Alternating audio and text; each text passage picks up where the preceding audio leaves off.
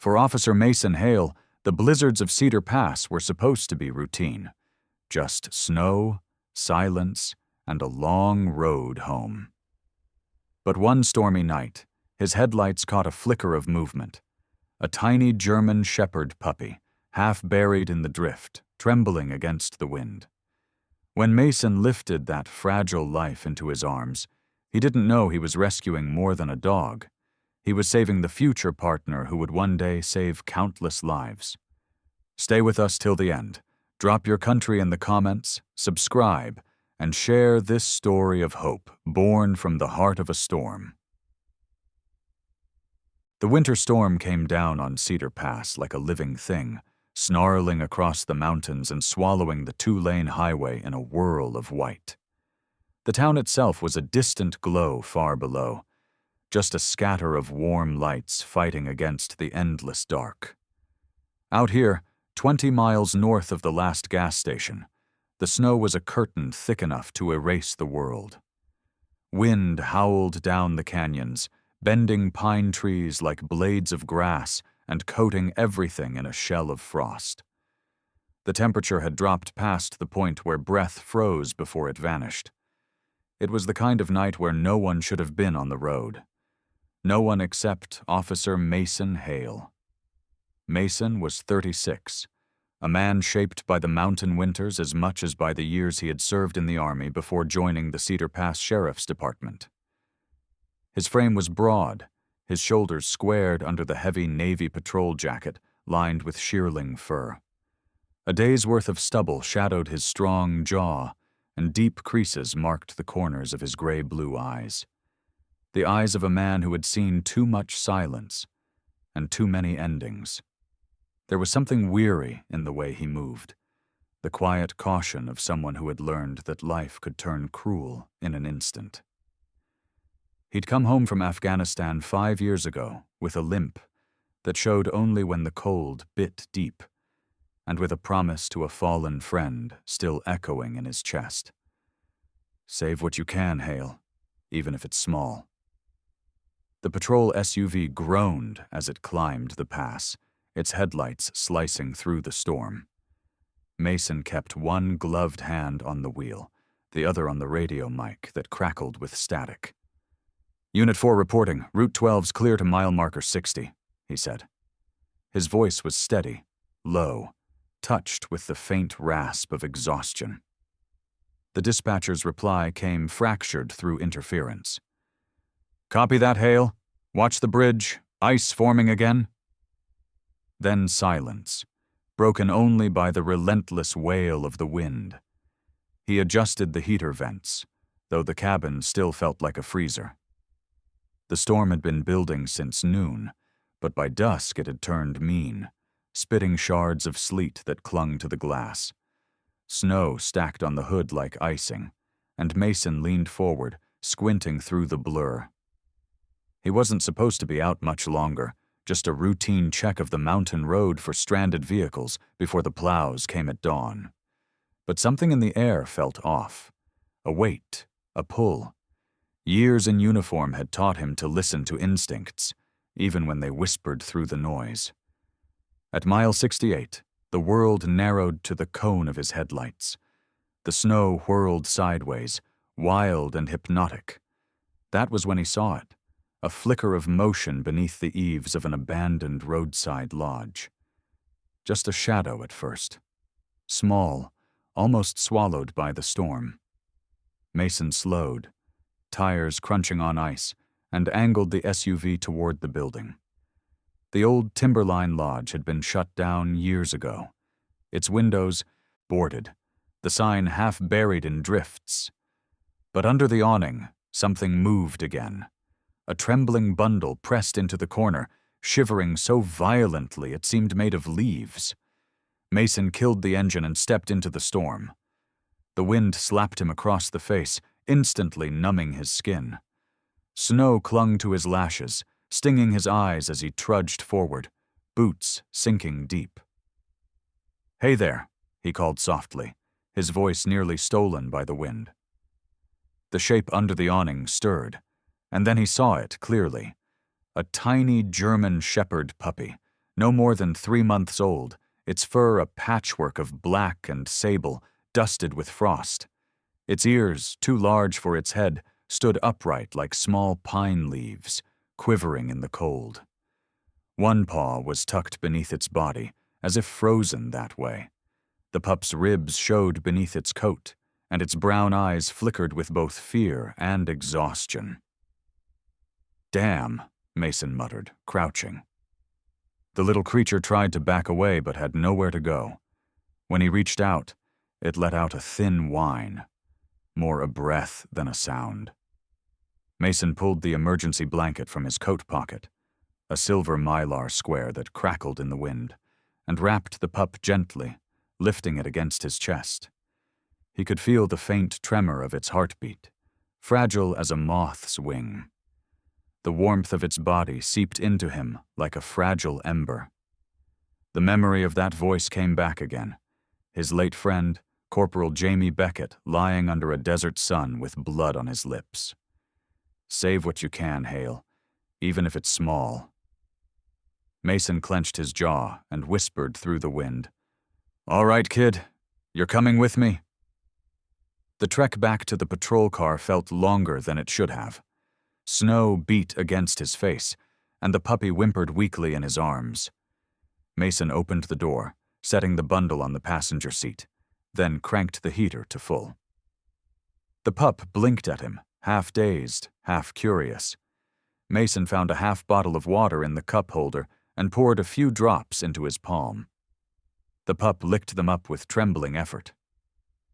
"You got fight in you," Mason murmured. "Good sign." He radioed dispatch again. "Found a stray near the old Timberline Lodge. Looks bad? Bringing it in." No answer came, just static, the storm too heavy for transmission. Mason sighed and leaned back. "Guess it's just us, little man." He looked at the tiny thing bundled beside him. "You look like a rookie on his first day," he added with a tired chuckle. "Rook, yeah, that fits."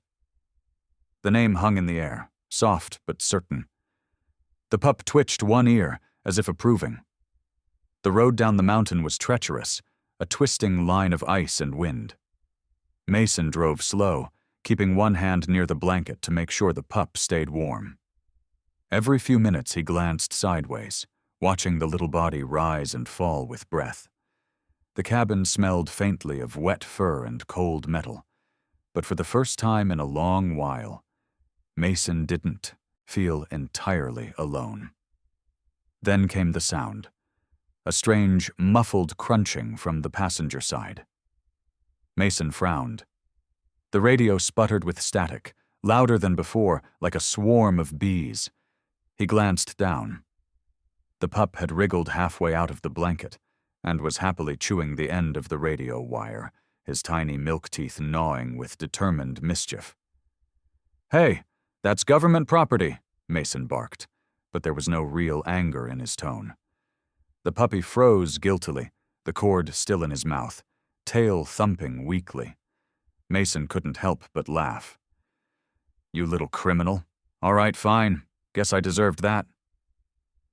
He reached over, gently pried the wire loose, and set the pup back under the blanket. "You break it, you buy it," he muttered, though the grin lingered. The radio continued to hiss faintly, now sounding eerily like the whistling wind outside. The drive stretched into the small hours. By the time Mason reached the valley, the storm had softened to a slow drift of flakes glowing in the headlights. The outlines of Cedar Pass appeared. Small wooden houses huddled beneath roofs of snow, smoke rising in thin gray ribbons. Mason pulled into the narrow drive behind the sheriff's substation, parking beside a line of plow trucks half buried in white. He cut the engine, and for a moment the silence pressed in heavy and complete. The pup stirred, blinking awake. "You made it," Mason said softly. "Tougher than you look, rookie." He gathered the blanket again, stepping out into the night. The snow here was quieter, gentler, as if the mountain had spent all its fury up high. The sheriff's office door creaked open under his hand, and warmth greeted him. Inside, the lights were low, the air tinged with coffee and old pine cleaner. A framed photo of past officers hung on the wall, faces from decades gone, each one stern, proud, resolute. Mason paused at the threshold, the pup breathing steady against his chest. For a fleeting second, he thought of all the things he had lost: his parents, his brothers in arms, the version of himself that used to believe peace was permanent. Then he looked down at the bundle in his arms. Life, small and stubborn, staring back with trust unearned but freely given. The storm outside howled again, beating against the glass. But inside the station, warmth began to spread. Quiet, steady, like a promise. Mason set the pup on his desk beside his badge and a steaming mug of coffee that had gone cold hours ago. "Welcome to Cedar Pass, Rook," he said. "Looks like you're on the night shift." The pup yawned wide, tail twitching, then curled into a ball beside the badge. Mason leaned back in his chair, exhaustion finally catching him. Outside, dawn struggled against the clouds, a pale light breaking through the storm's tail. And somewhere between the whistle of wind and the hum of the faulty radio, Cedar Pass took its first breath of calm in days, unaware that a new partnership had just begun, one that would someday protect every soul in those frozen hills. The morning after the storm, Cedar Pass looked like a town carved from glass and ash. Snow draped the pine rooftops like frozen lace, and the streets were buried in silence except for the crunch of boots and the distant hiss of a snowplow. Officer Mason Hale stood outside the Timber Falls Veterinary Clinic, the small brick building sitting at the end of Main Street, half hidden beneath icicles that hung from its awning like teeth. His patrol SUV idled behind him, exhaust rising in pale clouds. Inside, bundled in a wool blanket, lay the little German shepherd who had survived the storm. Mason pushed through the door, a bell chiming above his head. The warmth hit him first, the scent of antiseptic, coffee, and hay. Then came the voice. "You must be Officer Hale," said a woman from behind the counter, her tone calm but curious. Dr. Evelyn Brooks stepped out from a back room, wiping her hands on a towel. She was in her early 40s, tall and slender, with auburn hair pulled back into a loose braid that had escaped its tie in soft curls. Her skin was pale with a faint pink flush from the cold, and behind her rectangular glasses, her eyes were a deep green, sharp but kind. Years of long nights and emergencies had etched faint lines around them, but they only made her face more expressive. Someone who had learned to carry both life and loss without letting either harden her. She looked at the bundle in Mason's arms, and the professional composure melted into concern. "Let's get him on the table." Her voice carried the steady confidence of someone who had spent a lifetime coaxing frightened animals back from the edge. Mason followed her into the exam room, where soft lamplight glowed against steel. He unwrapped the blanket carefully. The puppy, now warmer, blinked up at them, his small chest rising and falling in quick, shallow breaths. Evelyn examined him with practiced hands, checking the gums, the heartbeat, the paws. "He's badly underweight," she murmured, "but no broken bones. Frostbite on the pads, maybe mild hypothermia. He's been without food for at least 2 days, maybe longer." She pressed her stethoscope gently to the pup's chest and paused. A smile touched her lips. "But that heart, steady, strong, that's a survivor right there." Mason leaned against the counter, his arms crossed. "You can tell all that just from a heartbeat?" Evelyn gave him a sidelong look, half amused. "When you've treated this many strays, you learn to read more than the charts. Some give up before they start. Others refuse to stop fighting. He's one of those." She turned back to the puppy, who now stared at Mason with wide, amber eyes. Their color caught the lamplight, like molten honey, and for a moment Mason felt something in his chest ease, as if the storm outside had followed him in and was just now beginning to thaw. Evelyn noticed the look. "He seems attached already," she said softly. "Animals know who saved them." Mason shifted uncomfortably. "Just did what anyone would have done." "Not everyone stops in a blizzard for something small and half-buried," she said without looking up. "That's not routine, officer. That's compassion." He didn't answer, only watched as she cleaned the pup's paws and wrapped them in gauze. When she finished, she handed Mason a small bottle. "Feed him this mixed with water, every few hours. Warm, not hot. He'll need rest, quiet, and time." Mason nodded, then hesitated. "So, what happens next?" Evelyn folded her arms. "Technically, he goes to the county shelter once he's stable, but they're over capacity this week." Her gaze flicked to Mason's uniform. "Unless you're willing to foster him for a while, you've got the patience, I can tell." He raised an eyebrow. "You can tell that too?" Her smile was faint, but genuine. "You haven't stopped watching him since you walked in." That night, Mason carried the puppy, still wrapped in the blanket, through the door of his small cabin on the outskirts of Cedar Pass. The cabin sat on a ridge overlooking the frozen river, its wood walls weathered from years of wind. Inside, the air smelled faintly of pine and gun oil. A single cast-iron stove stood near the window, unlit and cold. Mason set the pup down on an old plaid towel by the hearth, then struck a match. The stove crackled to life, orange light spilling across the room like liquid warmth. The puppy perked up at the sound, ears twitching. He wobbled on unsteady legs, sniffing the wooden floor, his tail giving a few tentative swishes. Mason watched him, half in disbelief that something so small could have survived the same storm that nearly swallowed his patrol car. He pulled off his gloves, rubbed his hands together, and muttered, "Guess this is your place for now." He poured some of the liquid mix Evelyn had given him into a bowl. The puppy approached cautiously, sniffed, then began to lap at it eagerly. Mason leaned against the counter, arms folded, and shook his head. "You eat like you're in a race, kid." Hours passed. The fire burned steady, throwing shifting shadows across the walls. Mason sat on the old couch with a book open but unread on his lap. The puppy, Rook, as he'd called him, curled near the stove, chest rising and falling in slow rhythm. Mason's eyes softened. He hadn't realized until now how quiet his nights had become. At some point, fatigue caught him. He dozed off in the chair, the book slipping from his hands.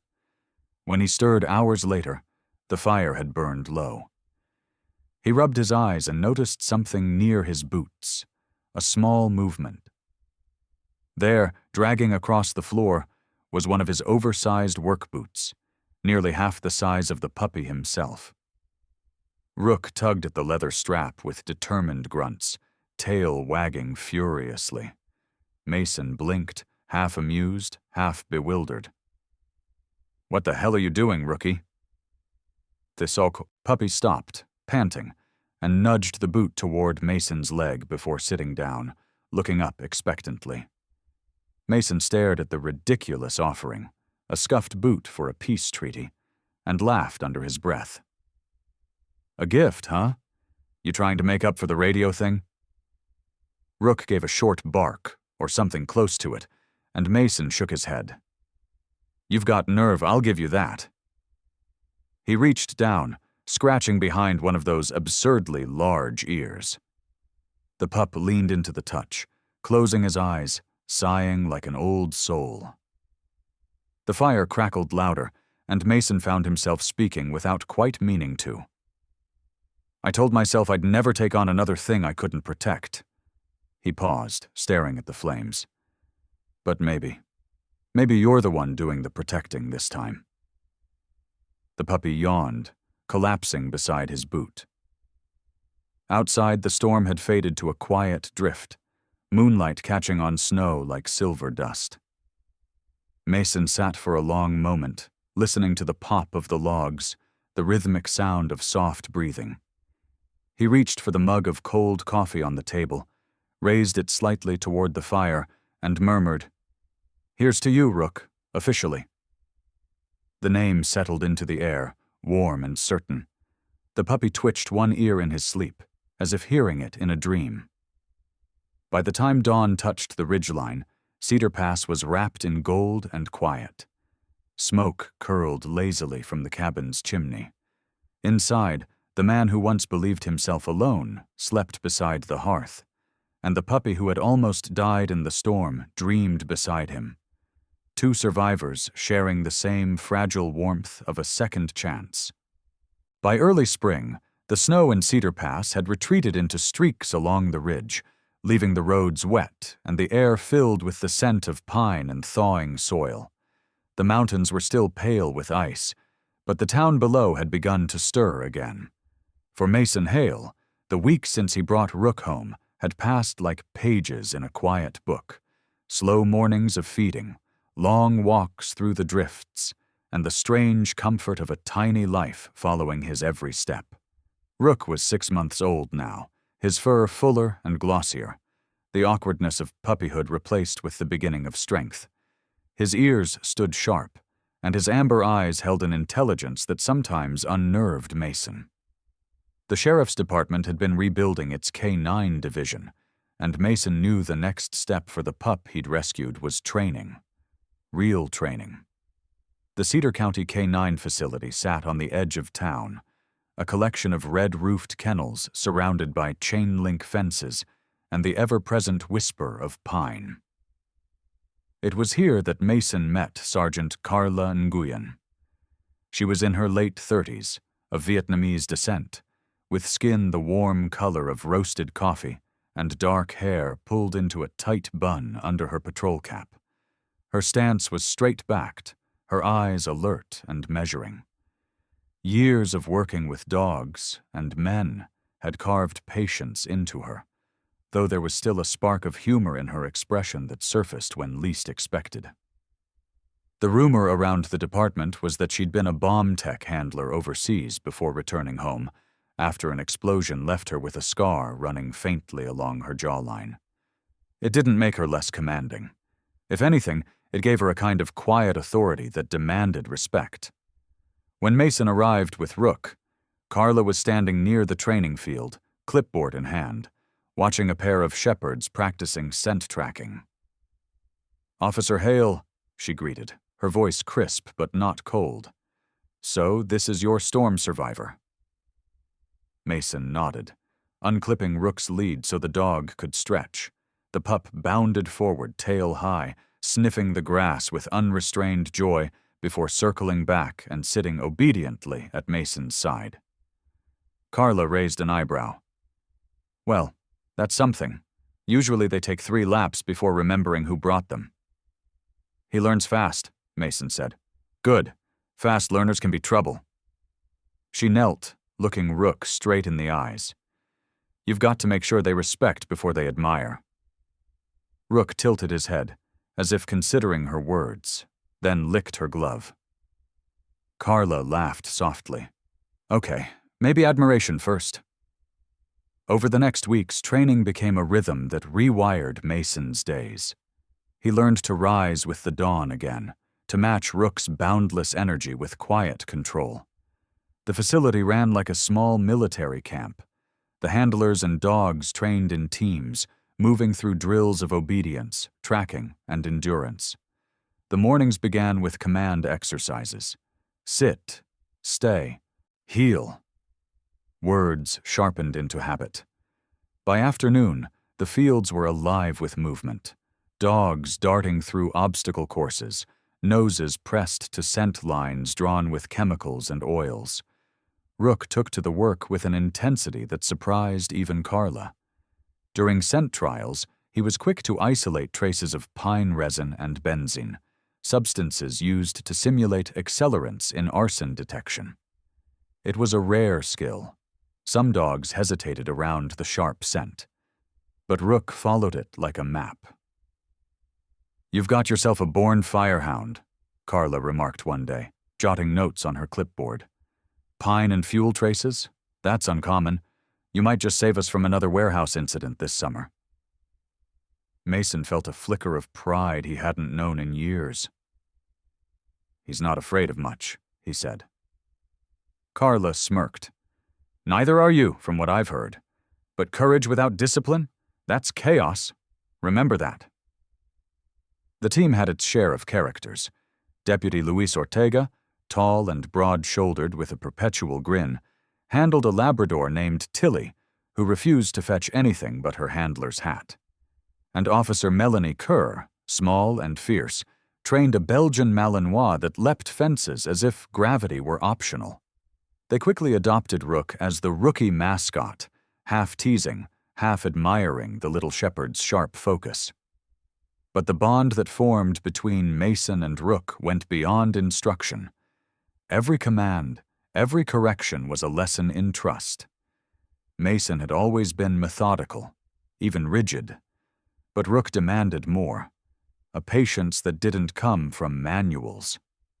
When the pup failed a drill, instead of frustration, Mason found himself kneeling, hand on fur, whispering quietly until the dog's tail flicked in understanding.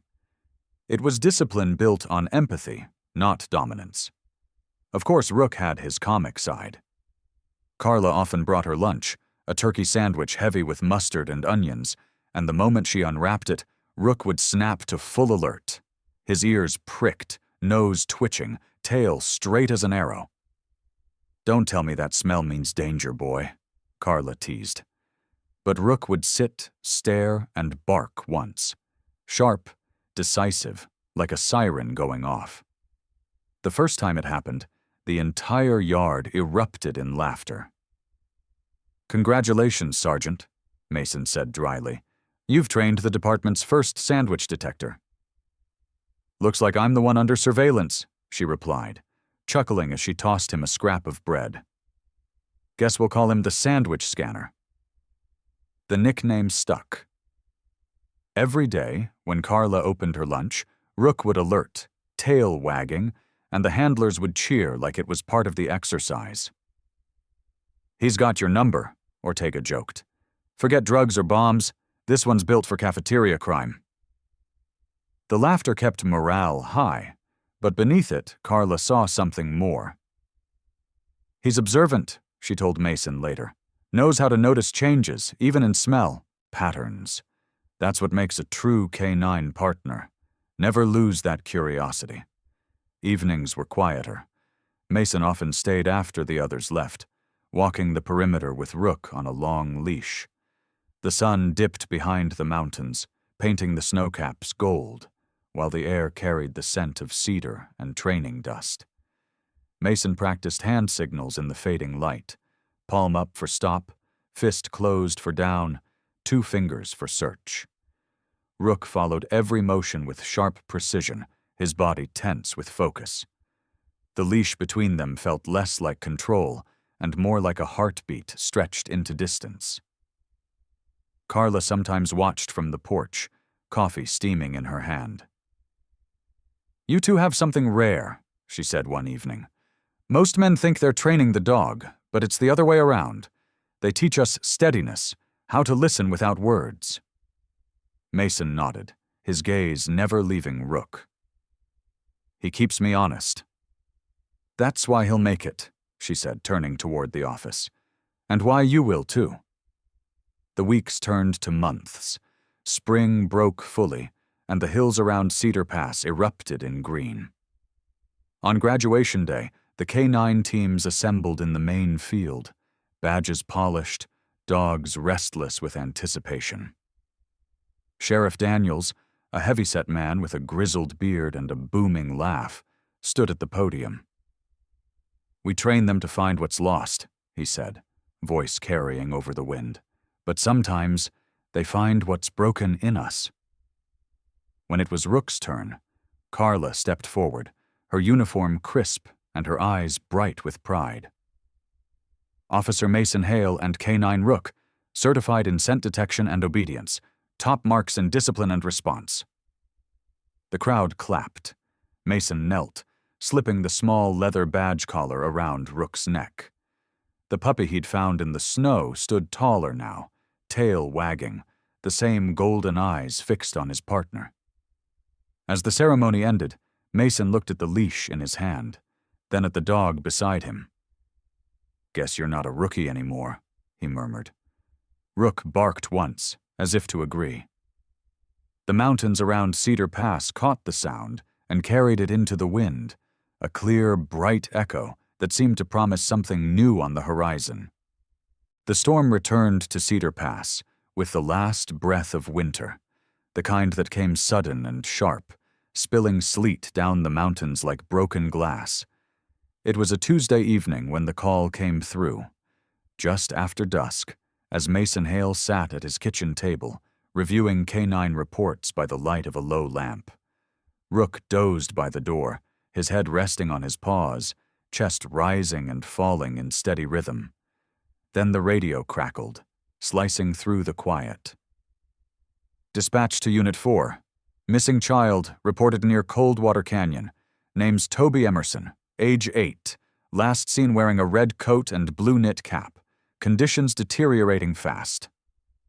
Mason's heart clenched.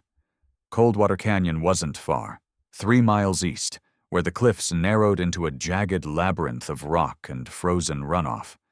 He reached for his coat, and before he said a word, Rook was on his feet, tail stiff, waiting.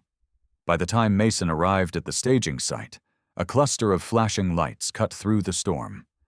Patrol cars, a rescue truck, and one weather-beaten SUV belonging to the sheriff's department formed a loose circle at the canyon entrance. Deputies moved quickly, checking maps under tarps while the wind whipped snow across their faces.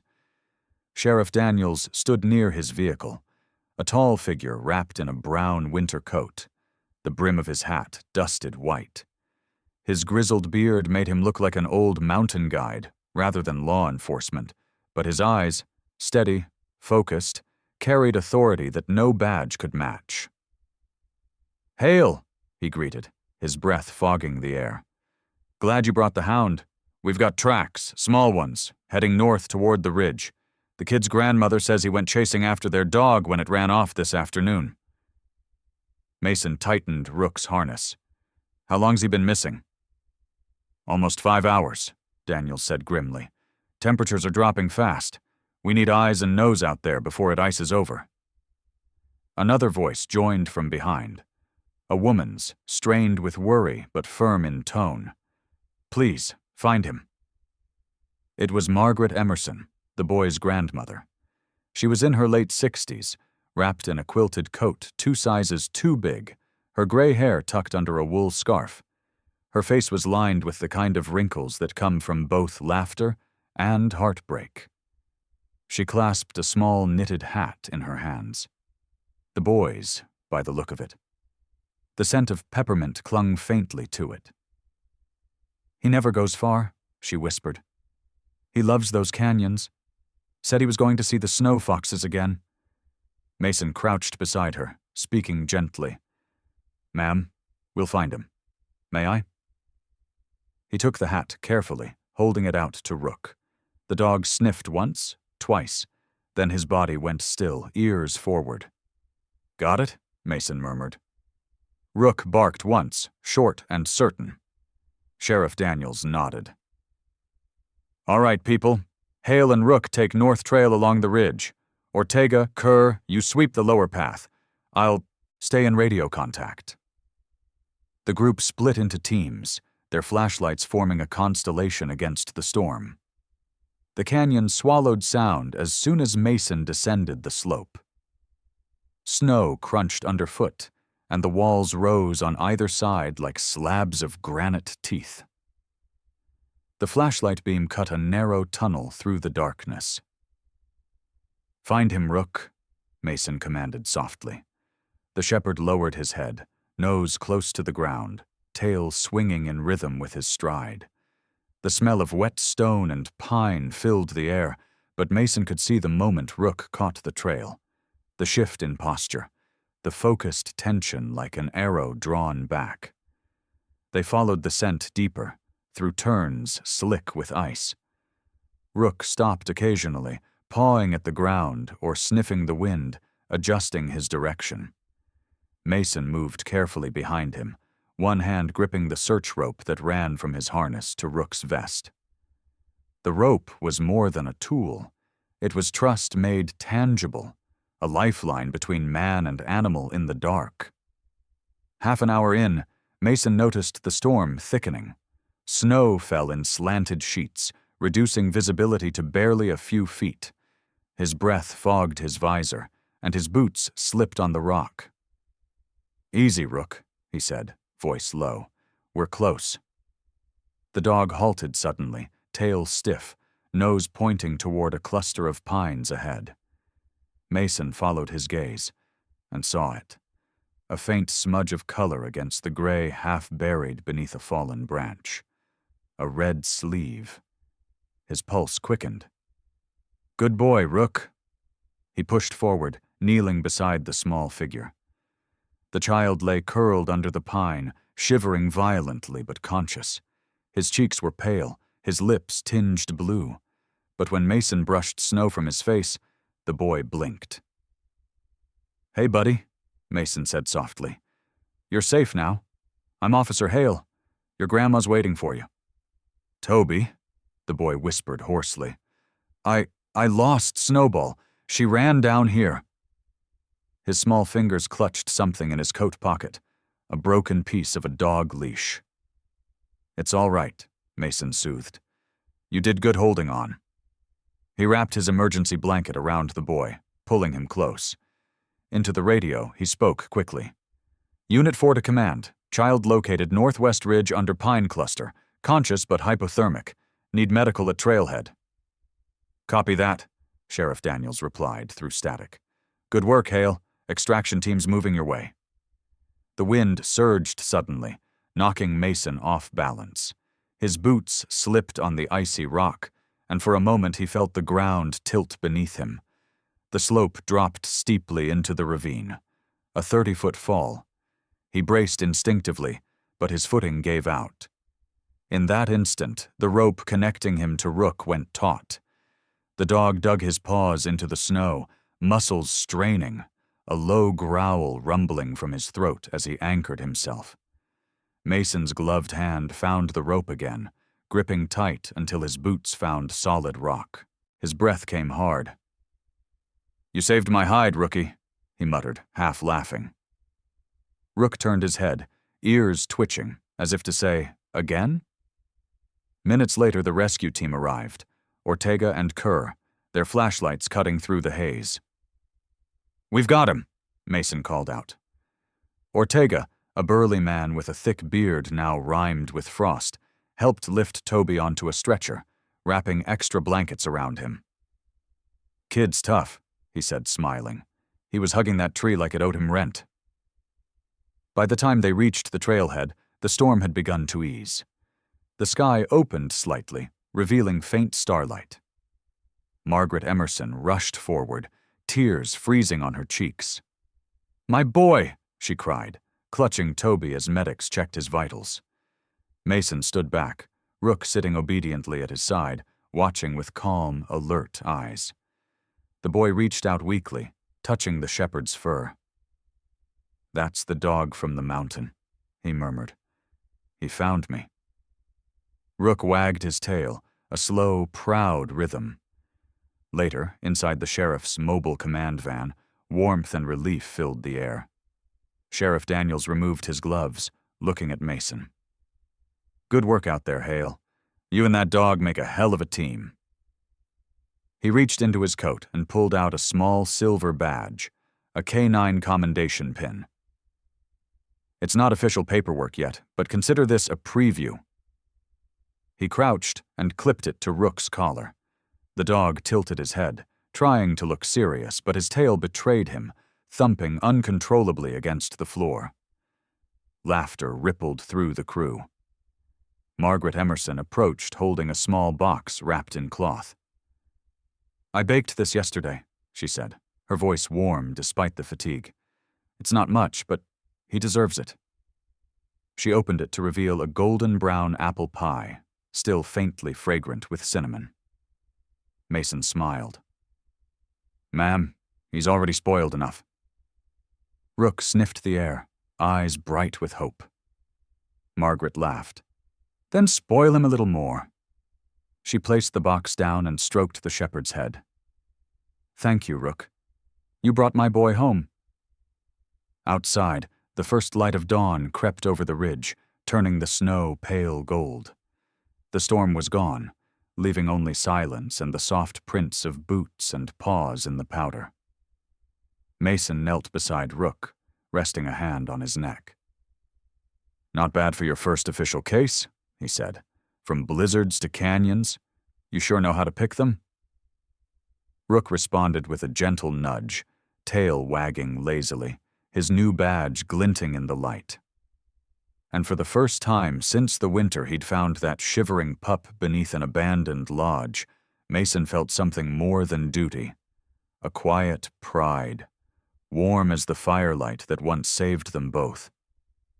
By late March, Cedar Pass had begun to thaw, but the air still carried the bite of winter.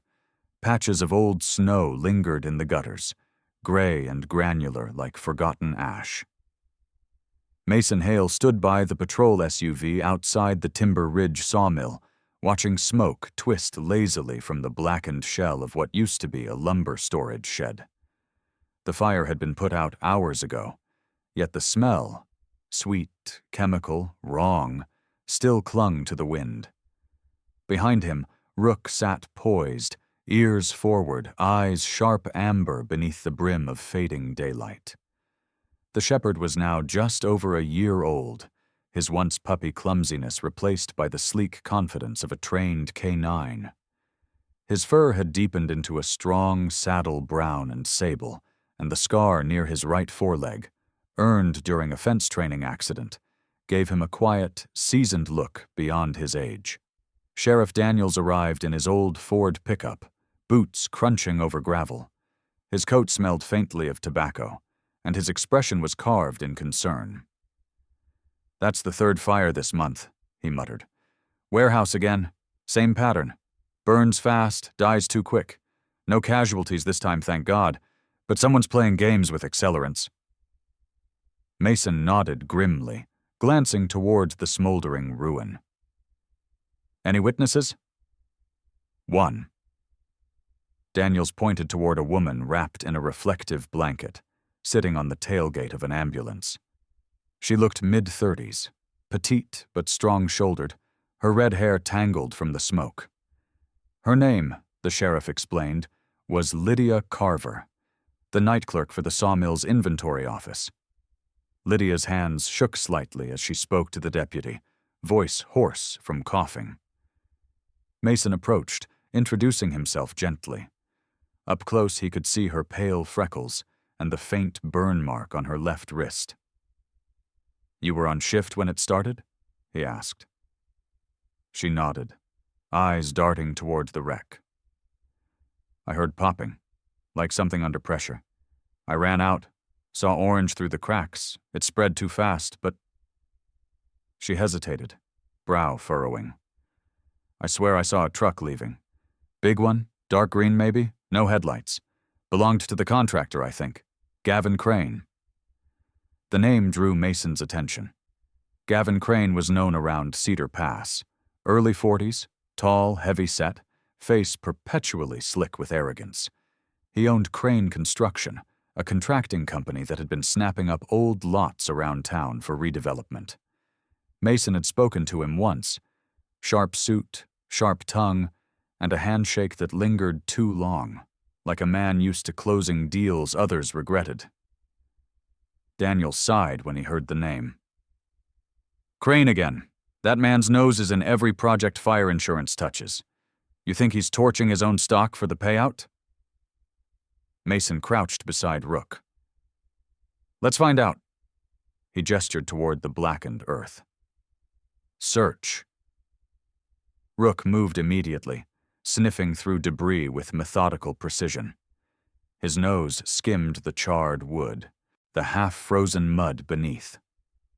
Mason watched his posture, head down, tail level, until the shepherd froze, paw pressing against a patch of melted snow that had refrozen slick. Mason knelt beside him.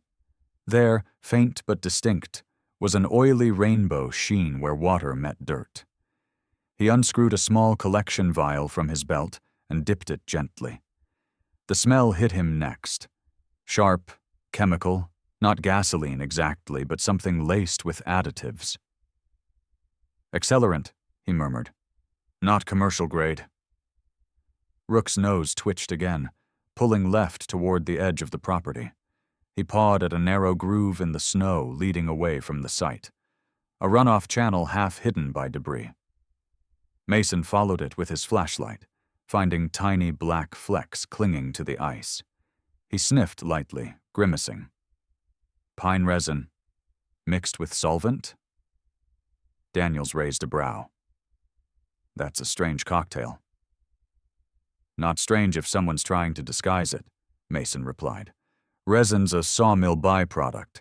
It'd mask the smell of synthetic accelerant, and Crane's been buying resin drums for sealant tests all month.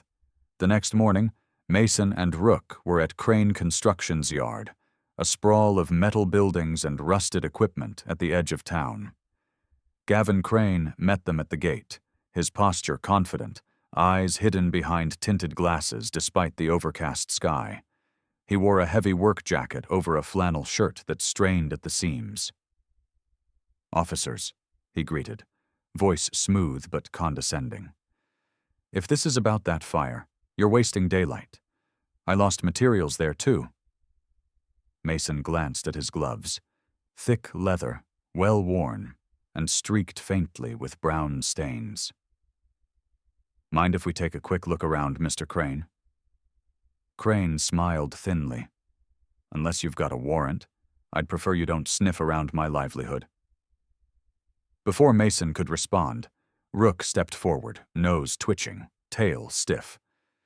The dog's attention fixed on Crane's right hand. The contractor shifted uneasily. Mason's tone hardened. He's trained to detect accelerant traces.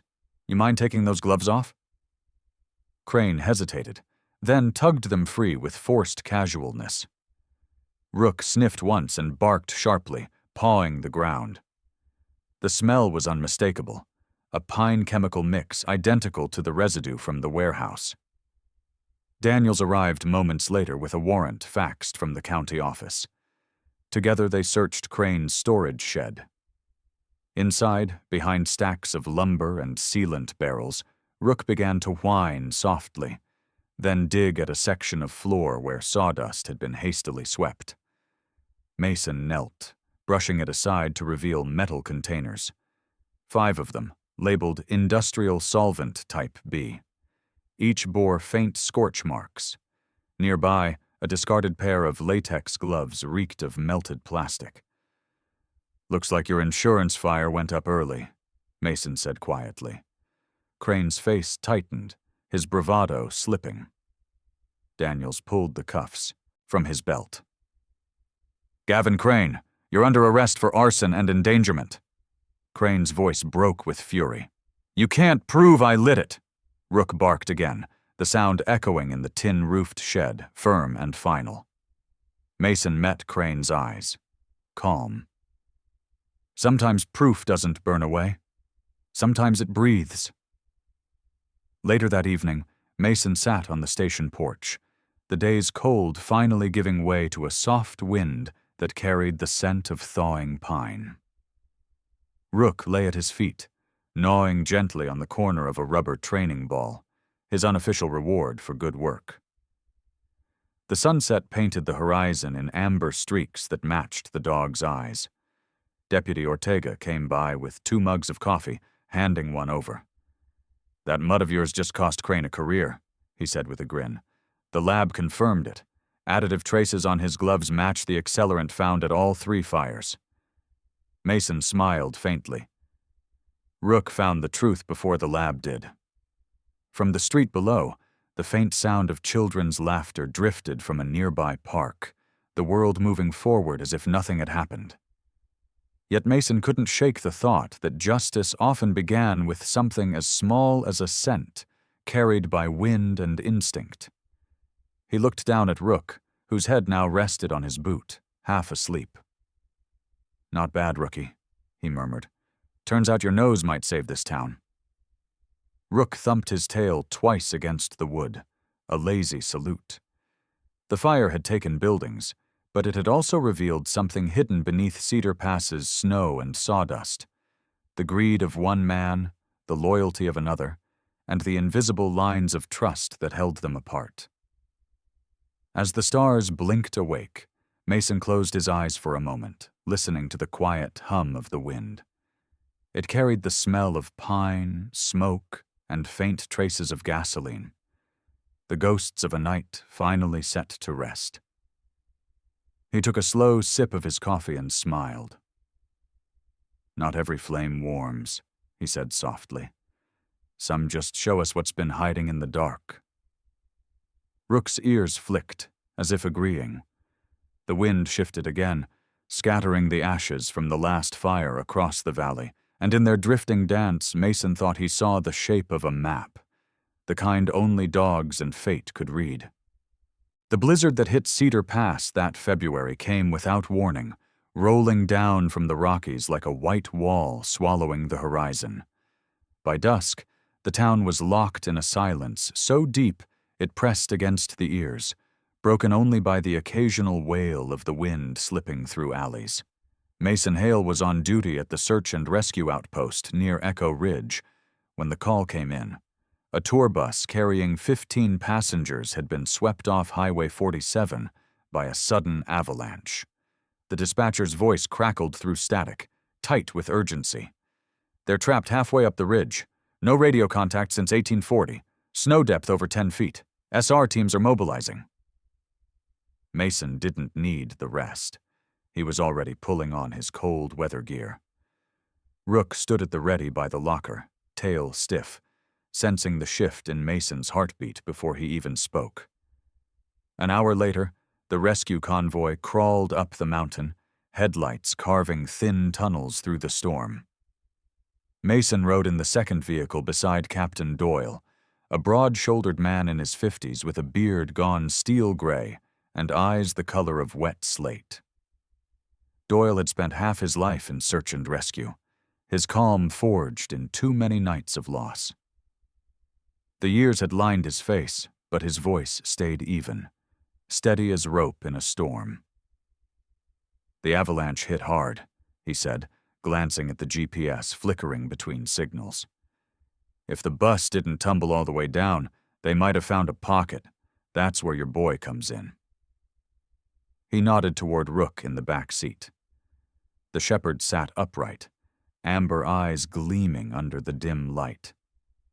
At nearly 2 years old, his body had filled out, powerful shoulders, thick winter coat, black and tan like smoke and fire. Yet there was still that glimmer of playfulness in his gaze, that spark of the pup Mason once found trembling under a lodge awning. They reached the debris field near midnight. The world there was colorless, just snow, ice, and the faint outline of twisted metal half buried in the drift. The storm had slowed but not ceased, snowflakes swirling like restless spirits. "All right, people," Doyle called out to the assembled rescuers, their headlamps glowing like stars scattered across the slope. "We're working in pairs. Hale and Rook take north flank. Sable and Jenna, south quadrant. Keep your lines visible. Watch for soft pockets." Jenna Pike adjusted her goggles beside her partner, Sable. She was in her late 20s, tall and wiry, freckles scattered across her wind-burned cheeks. Her red hair was tied in a low braid beneath her helmet, and her tone carried the confidence of someone who'd grown up in the mountains. "You hear that, old man?" she said to Sable, her voice muffled by her scarf. "Show the rookies how it's done."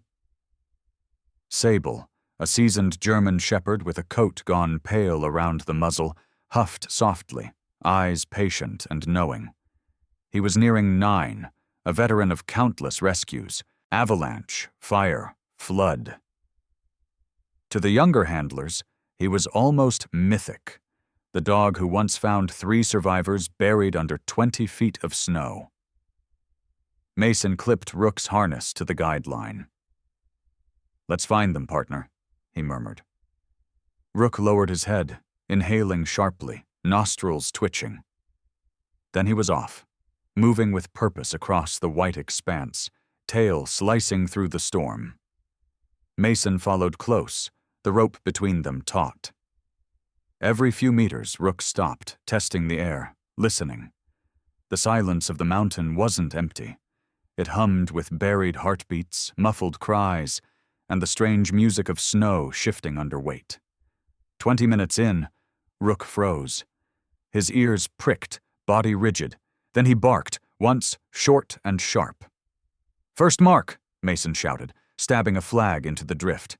He knelt, pressing his glove to the snow, the faintest echo, a vibration, a life. Doyle's voice came through the radio.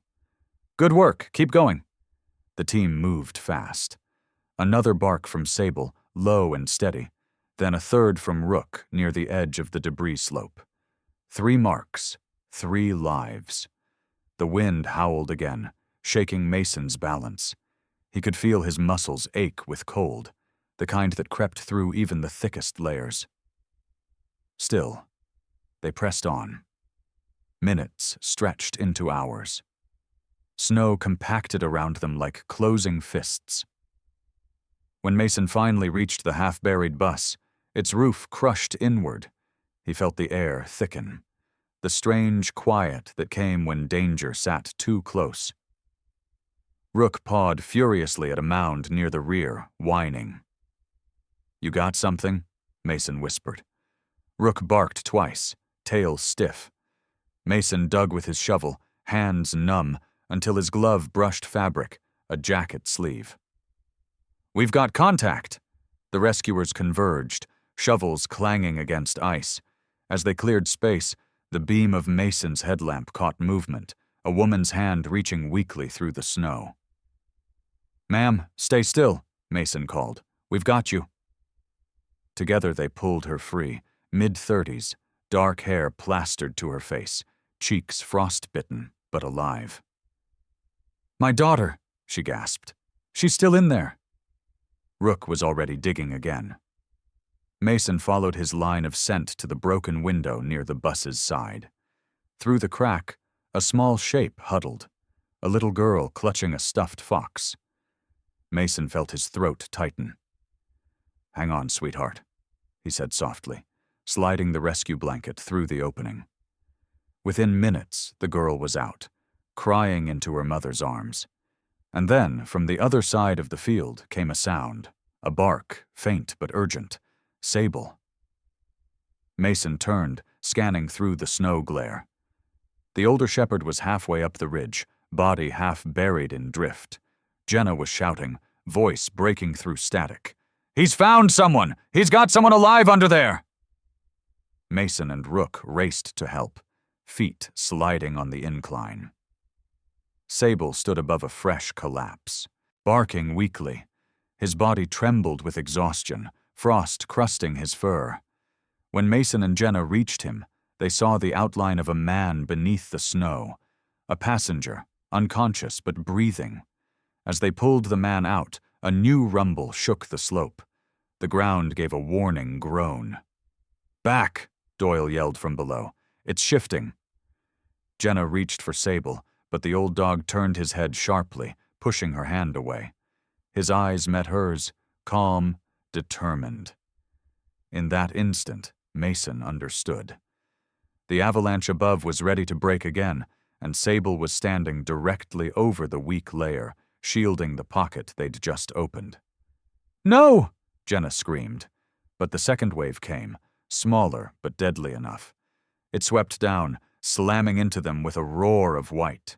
Mason was thrown sideways, tumbling through snow and ice. The world spun, then stopped. When the storm finally settled, Rook was barking frantically, digging through the snow where Sable had stood. Mason dragged himself upright, his arm throbbing with pain. Together, man and dog unearthed the older shepherd. Sable lay still, his body curled protectively around the rescued man. His chest no longer rose. Jenna fell to her knees, her breath catching in ragged sobs. Doyle arrived moments later, removing his hat, eyes dark with grief. "He saved him," the captain said quietly. "He always finishes the job." The silence that followed was heavier than the storm. Mason knelt beside the fallen K9, brushing the snow from his fur. Around Sable's neck hung a brass ID tag, dulled by years of service. Jenna unclipped it with shaking hands, pressing it to her chest before placing it into Mason's palm. "He'd want the rookie to have it," she whispered. Mason nodded, fastening the tag to Rook's collar. The younger shepherd stood tall, ears high, as if sensing the weight of the honor. The tag clinked softly, a sound both mournful and proud. By dawn, the survivors were safe. The rescue team, bruised but alive, gathered at the base of the ridge. The sky glowed pink over the white peaks. Rook sat beside Mason, gaze fixed on the horizon. Doyle approached, resting a hand on Mason's shoulder. "You did good work. He'd be proud." Mason didn't answer, just reached down to scratch behind Rook's ear. "Come on, partner," he murmured. "Let's get everyone home." As they drove back through the waking town, the first rays of sun caught on the brass tag swinging from Rook's collar. It shone like a small ember, the last spark of an old hero, carried forward by the next. Spring returned to Cedar Pass with a quiet grace. The snow along the ridges melted into ribbons of silver, feeding streams that once again sang through the pines. What the town had endured that winter, the fire, the avalanche, the rescues, had left its mark on every soul, but none more visibly than on Officer Mason Hale and his companion, Rook. The young German shepherd had shed the last traces of his puppyhood. His shoulders were broad now, his gait purposeful, his coat glossy under the morning light. The brass tag that once belonged to Sable clinked faintly against his collar with every movement, a melody that seemed to echo the spirit of those who'd come before. The town square was alive that morning with quiet excitement. A small wooden platform had been built in front of the sheriff's office, draped in the flag of Cedar County. Children from the elementary school waved hand-drawn signs, and older townsfolk stood bundled in jackets, their breath rising in clouds. The occasion was rare, the official swearing-in ceremony for the department's new full-time K9 officer. For most, it was simply a celebration. But for Mason, it was something deeper, a promise made good, born out of loss, courage, and the strange miracles that sometimes arrive in fur and loyalty. Sheriff Daniels, solid as the oak tree behind him, adjusted his hat and took the podium. His voice carried the gravel of too many winters, but it softened when he spoke of the department's history, of Sable's years of service, and of the night Rook had taken his place under the same unforgiving stars. "Cedar Pass has seen its share of storms," he said, eyes scanning the crowd. "But storms also reveal what stands firm. Today, we honor that strength." Rook sat beside Mason on the platform, alert but calm. His ears twitched occasionally, catching the faint hum of applause or the laughter of children. Mason stood straight in his dress uniform, navy blue with the sheriff's patch sewn onto the sleeve, a crease sharp enough to cut the wind. He looked younger in this light, though the lines at the corners of his eyes told of nights spent chasing ghosts through snow and smoke. When the sheriff gestured him forward, Mason stepped to the microphone, clearing his throat before unfolding a small piece of paper. "This isn't just an oath for me," he began, voice low and steady.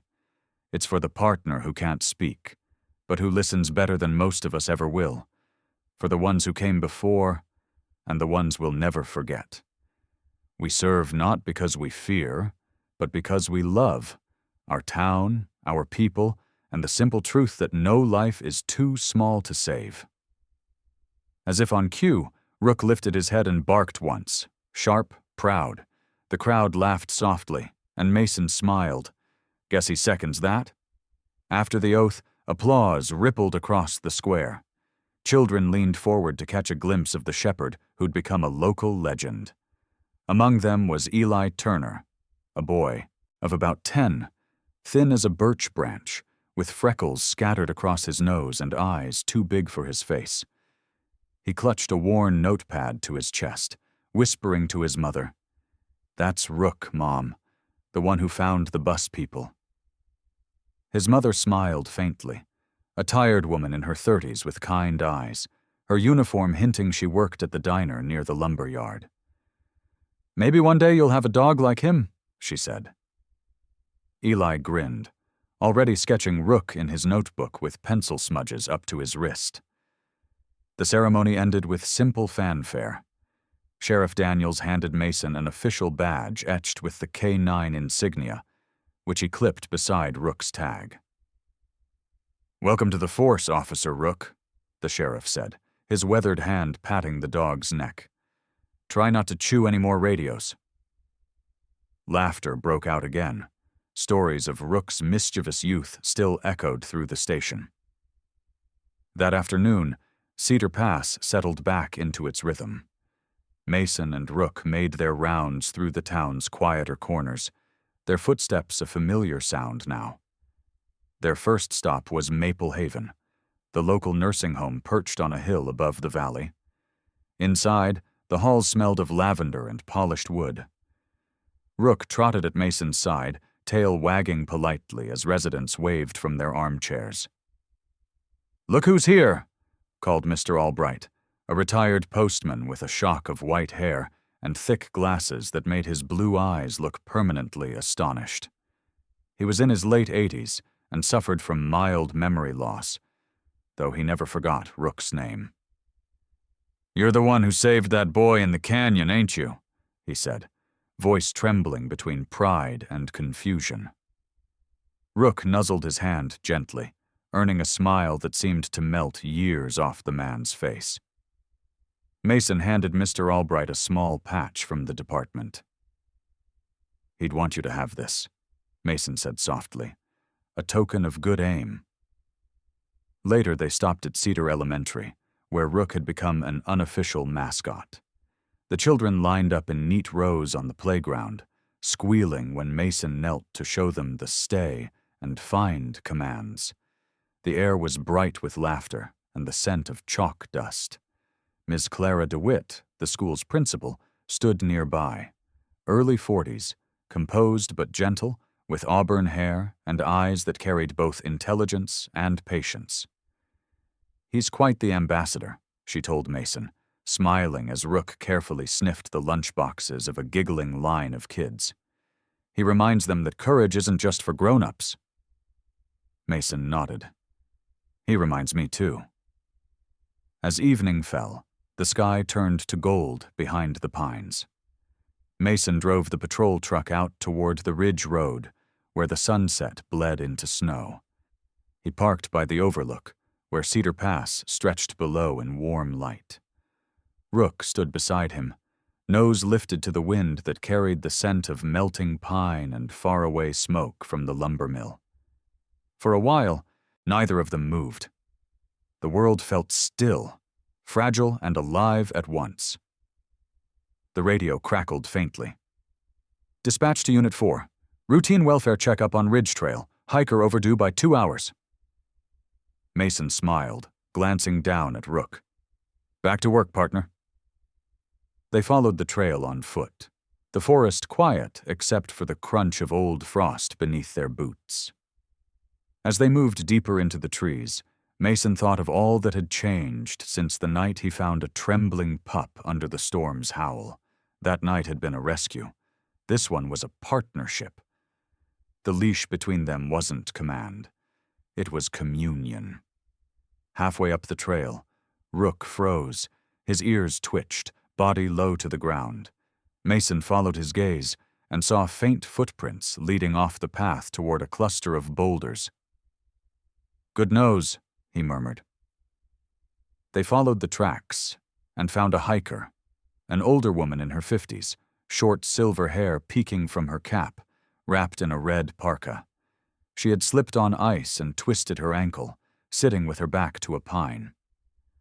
"Oh, thank God," she breathed as Mason approached.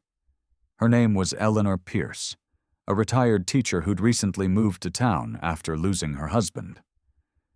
The cold had turned her cheeks pale, but her spirit was sharp. "Didn't think I'd need rescuing in my first week here."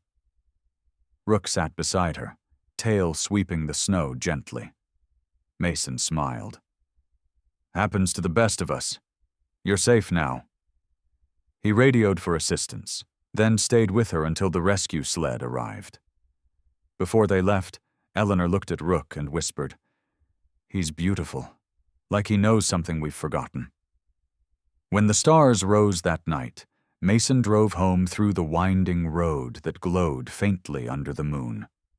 Back at his cabin, he lit the fire and hung Rook's new badge above the mantel. The shepherd curled by the hearth, his tag glinting beside the old one from Sable. Mason poured coffee and sat down beside him.